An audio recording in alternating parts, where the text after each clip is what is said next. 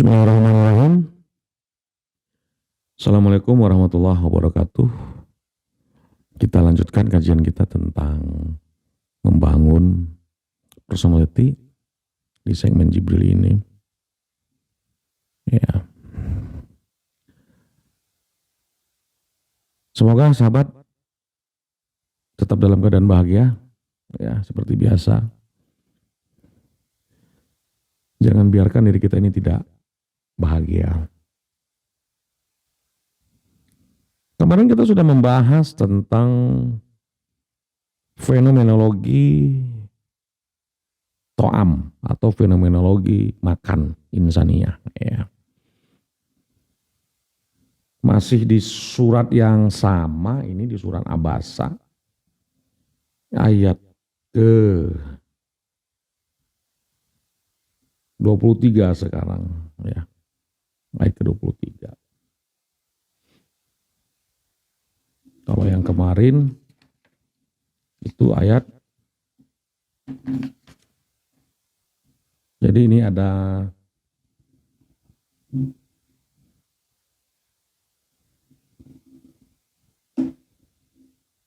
ke 25. Ya, ayat ke 25. Nah.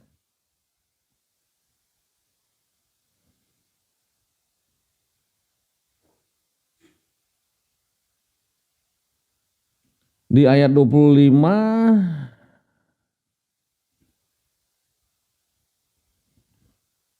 ini, jadi ayat 23 dan ayat 25 ini masih menerangkan tentang bab makan dan minum ini ya, sebenarnya.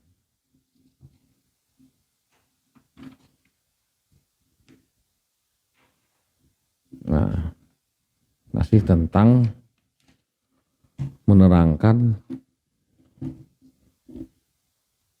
permasalahan to'am, permasalahan makan. Gak apa-apa, kita bayan ya. Di ayat 23-nya Allah mengatakan kalla lama yaqdi ma amarohu. Ya. Sekali-kali tidak. Manusia itu belum melaksanakan apa yang sudah Allah perintahkan kepadanya. Ya. Manusia belum mengkodinkan, pakai kata yakdi nih, tuh. Pakai kata kodo nih. Lama yakdi, manusia belum mengkodinkan apa yang diamarkan Allah kepadanya. Nah, kenapa? Karena masih mengkodinkan makan. Gitu. Masih sibuk urusan amar perut.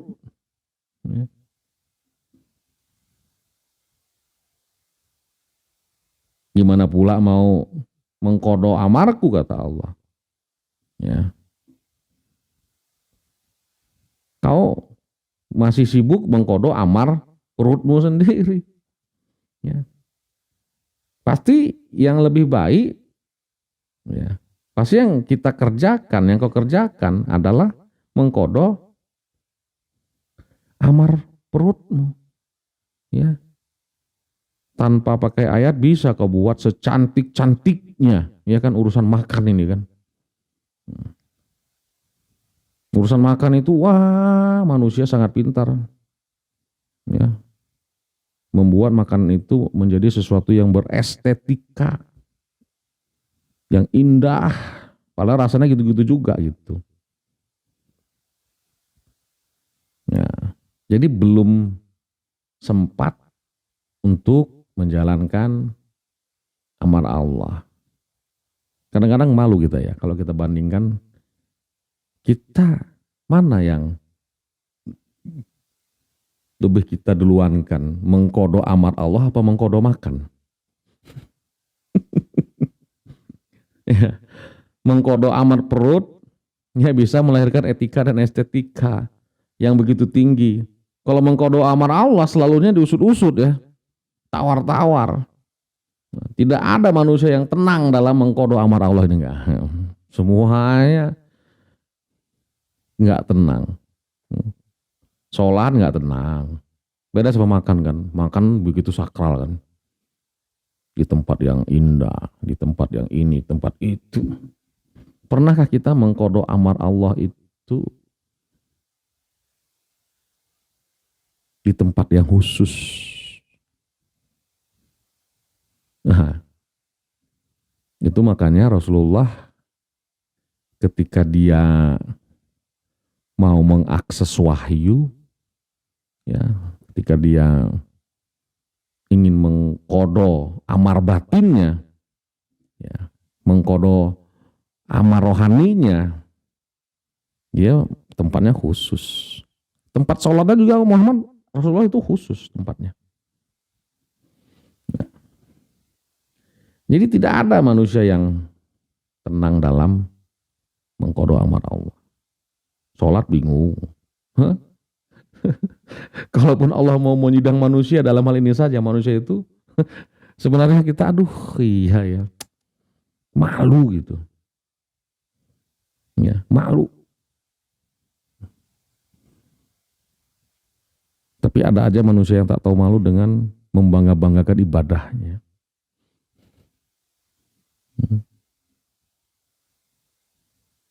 Jujurlah. Jujur coba.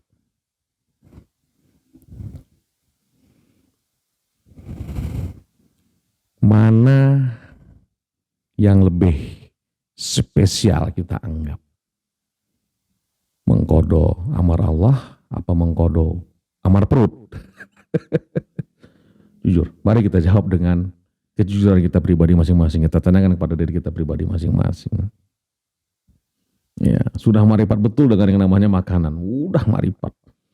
Tahu di mana tempat makanan yang paling enak, ya. Sementara ibadah nggak pernah marifat. Kenapa ibadah? Kayak takut disiksa sama Allah. Kan nggak marifat itu tandanya. Emang Allah itu penyiksa.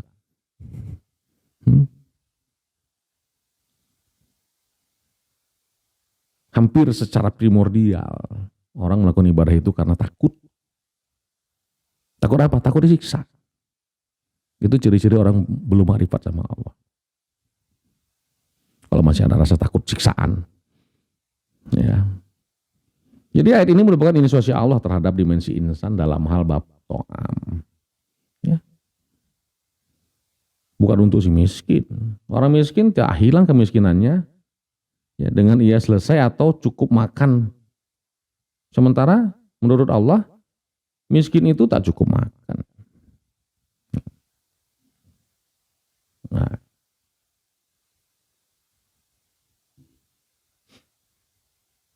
Anna soba benal ma soba.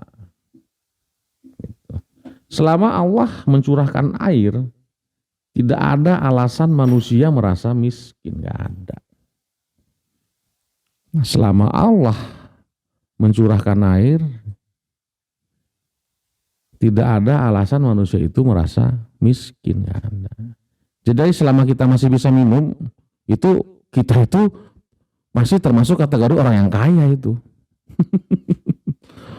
Ya, kenapa? Manusia bisa bertahan hidup walaupun tidak makan selama seminggu, masih kuat manusia bertahan nggak makan seminggu. Asal minum ya. Asal minum. Coba manusia nggak minum sehari aja. Manusia nggak minum 3 hari itu udah bisa meregangkan nyawa itu. Gitu. Jadi selama masih ada air, maka manusia itu tidak pantas merasa miskin, ya. Jadi ada sebuah kisah ini ya, pada pasca Muhammad Rasulullah. Ini pasca Rasul ya. Ada seorang ulama yang menghancurkan ketogudan seorang raja. Sudah berapa ratus ulama yang dipanggil untuk mengajari raja agar berhenti jadi togut, tapi tak ada yang berhasil. Karena semua ulama yang dipanggil merasa kagum pada kerajaan atau pada istana. Begitu ulama panggil, wah langsung nggak masuk kategori. Jadi kalau ada ulama yang masih mengagumkan, ya, yang masih ada rasa kagum dengan fata morgana duniawi, itu belum pantas dikatakan ulama. Ya. Gitu. Jadi ada yang baru datang lagi nih, ya, ada yang baru datang. Belum lagi mentausiahnya udah diusir sama sang raja itu, ya. Ya itu karena terkagum-kagum, tertajub-tajub. Nah, akhirnya dipanggil seorang ulama untuk datang ke istana. Ya. Ketika sang ulama itu dipanggil, sang ulama bilang, suruh ia datang sendiri kepadaku karena dia yang butuh, dia yang mau. Kata ulama itu, wah ini ulama mantap nih. Iya kan? Suruh si raja itu yang datang sendiri kepadaku karena dia yang butuh dan dia yang mau. Akhirnya raja datang ke ulama tadi. Raja bilang, apa sebab kau tak mau datang? Ya. Rajanya ngerti hadis, bukan raja bodoh, ngerti hadis rajanya. Ya. Kan setiap muslim yang diundang harus datang, pakai dalil raja tuh, pakai dalil. Ya, ulama menjawab, itu hadis untuk para sahabat Rasul. Itu. Ulama pun pakai hadis. Siapapun ulama yang menginjak istana adalah munafik. Tuh, pakai hadis juga. Jadi gaduh hadis ya. Raja pakai hadis, ulama juga pakai hadis. Itu. Ulama itu bilang ini ya hadis untuk para sahabat. Ada juga, kau kan nggak tahu ada hadis Rasul. Setiap ulama yang menginjak istana itu adalah orang munafik. Nggak tahu lah ulama-ulama kita sekarang ya. Kayaknya rajin betul datang ke istana. Lalu ulama itu menyuguhkan air. Ya, ulama itu menyuguhkan air. Raja berkata, kenapa Tuan yang menyediakan, yang menghidangkan air ini? Kata sang raja. Kata sang ulama tersebut, karena Tuan adalah tamu saya, bukan tamu istri saya. Nah, begitu kata sang ulama. Sewaktu raja mau minum, ulama ngomong, tunggu dulu, apa Tuan sudah haus? Sebab air diminum untuk orang yang haus. Sang raja bilang, belum. Saya belum haus, tapi karena disuguhkan ya saya minum, kata sang raja. Gitu. Selama pembicaraan akhirnya raja itu pun haus dan ingin minum. Apa Tuhan sudah haus? Ulama bertanya lagi. Ya sudah haus. Sang ulama bilang, kalau mau minum baca bismillah. Dan ketika raja bismillah, ulama ngomong lagi, andai kata Tuhan sudah haus, tapi tidak ada air di gelas, bagaimana? Wah, andai kata Tuhan sudah haus, tapi ternyata tidak ada air di gelas. Bagaimana Tuhan? Sang raja menjawab, semua kekayaan dan kerajaan akan saya jual untuk beli air. Kata sang raja. Terus selanjutnya, aduh saya mau buang air kecil nih. Gitu kan. Seandainya, sang ulama bertanya kembali, seandainya Tuhan tidak bisa kencing, bagaimana? Akan saya jual seluruh kekayaan dan kerajaan saya. Kata sang raja. Kalau begitu, kata sang ulama, tidak ada apa-apanya kerajaan Tuhan. Ya, Tuhan tidak bisa beriman kalau pakai kerajaan Tuhan. Pulanglah, kata sang ulama. Pulanglah.